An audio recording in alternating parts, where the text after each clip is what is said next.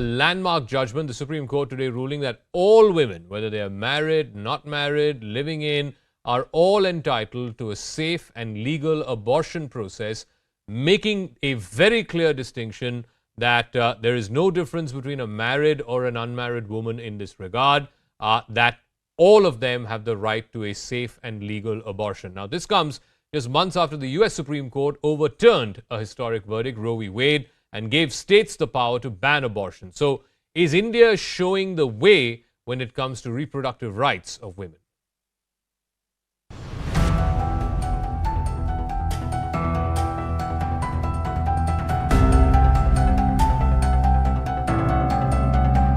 We welcome the Supreme Court judgment. I think the most important is the recognition by the Supreme Court on the reproductive autonomy of a woman. मैं इस पूरे judgement को welcome करना चाहती हूँ. मुझे लगता है ये बहुत अच्छा और प्रोग्रेसिव जजमेंट है. One of the most progressive judgments coming from the Supreme Court, absolutely respecting the rights and the choice of women.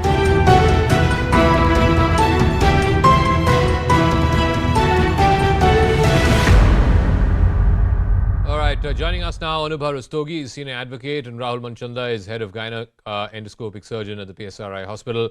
Anubha Rastogi, let me start with you. While a bulk of this judgment, of course, is on safe and legal abortion, the right for safe and legal abortion up till 24 weeks, whether you're married, unmarried, that's immaterial.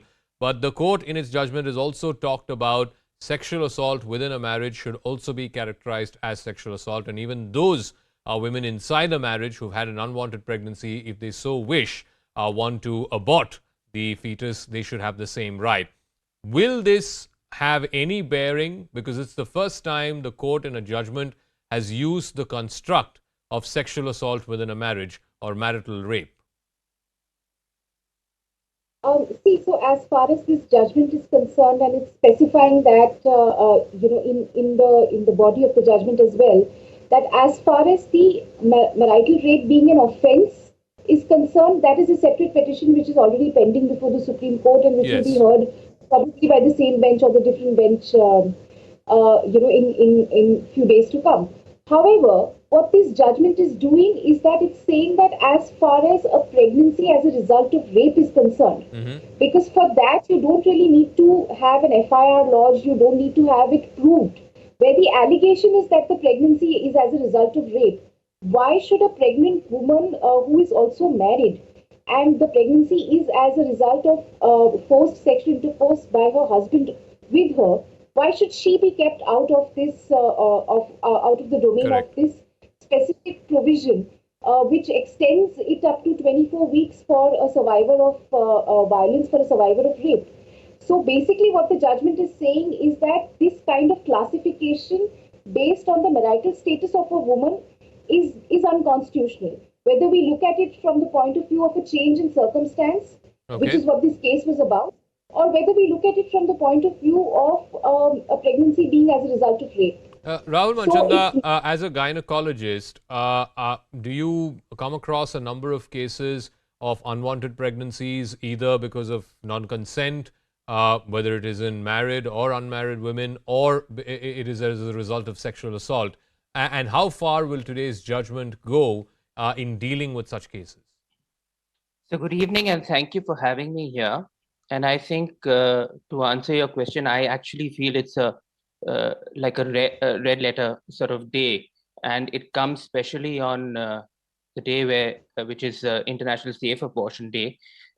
Yes, I do come across a lot of pregnancies like this, and leaving aside the legal aspect of it, if I, as a medical person, say, it will, once it gives the right for a lady to seek medical abortion or termination of a pregnancy in the conditions that you spoke about, it will avoid a lot of unsafe abortions that are happening. And that leads to, it's probably one of the biggest causes of maternal deaths in our country in developing nations. And that will avoid a lot of unsafe abortions, a lot of morbidity and mortality to our ladies. And hence I feel by giving them this right. Of course, the aspect of marital rape put so very succinctly in the what I believe is the judgment, as well as giving it to an unmarried lady to be able to seek this help, will go a long way in women's health and in avoiding unsafe abortions. Okay. Let me get Anubhav Rastogi in again. What the court has also said is it's recognized marital rape as within the Marital Termination of Pregnancy Act. So if there's a pregnancy that's been caused by rape within a marriage, then that woman is also entitled to a legal abortion under MTP. May this, again, I keep coming back to it because there's been a huge debate around marital rape in this country. May this, if not have a bearing, but at least have some kind of a rub-off effect on the original petition which is pending before the Supreme Court on criminalizing marital rape? To answer your question, I would think that it would definitely have a bearing, because it's a showcase of what the court is thinking, irrespective of which is the bench which is going to finally hear the marital rape case. But I think the mood of the court and how it's really viewing bodily autonomy is pretty clear from a judgment of this kind, which has really worded this really beautifully. And also, I think we must appreciate the fact that it has looked at the aspect of rape without really getting into the controversy of whether this is recognized as rape or not, but really looking at it from the point of view of being able to access a service, to be able to ensure that an unwanted pregnancy does not continue. All right. For a woman who does not want it. Okay, well, I think what this judgment does mention is that a pregnancy that's born out of rape or sexual assault within a marriage will get the same legal rights to abort as it would for any other unwanted pregnancy. We'll leave it at that. I want to thank both our guests for joining us and putting that into perspective for our viewers. It is a significant judgment, and no doubt,